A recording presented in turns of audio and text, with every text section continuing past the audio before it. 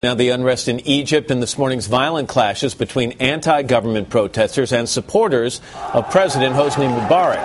NBC's chief foreign correspondent Richard Engel is in Cairo. He got a first-hand look at the situation on the streets there. Richard, good morning. What'd you see?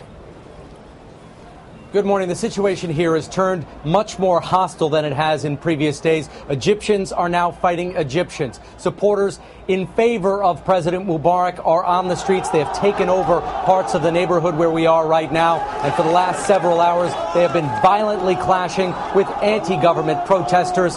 There has been tear gas fired. We are hearing shots periodically in this area. The army, which has been on the streets, is mostly pulled back, watching it happen.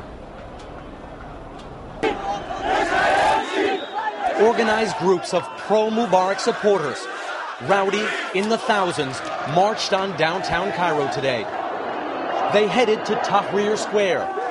Almost immediately, they clashed with much larger groups of anti-government demonstrators. The Mubarak supporters came with horses and camels. The two sides fought with sticks, bricks, and stones. Several people were injured. The clashes spread outside of Tahrir. Foreign journalists accused by Mubarak supporters of favoring the demonstrators were quickly mobbed. The clashes have started to spread outside of Tahrir Square. There was also a lot of angry people who are angry with journalists. Several journalists were attacked. These are the first clashes between Egyptian civilians and could usher in a much more dangerous phase of what has been, until now, a revolt against the government. Many demonstrators claim the pro-Mubarak supporters are paid.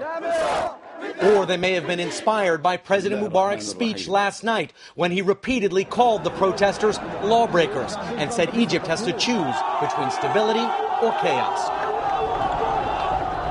Many demonstrators fear that this is a pretext that President Mubarak will use to usher in a much bigger crackdown. Meredith, Matt, back to you. All right, Richard, I'll take it. Thank you so much. Brian Williams.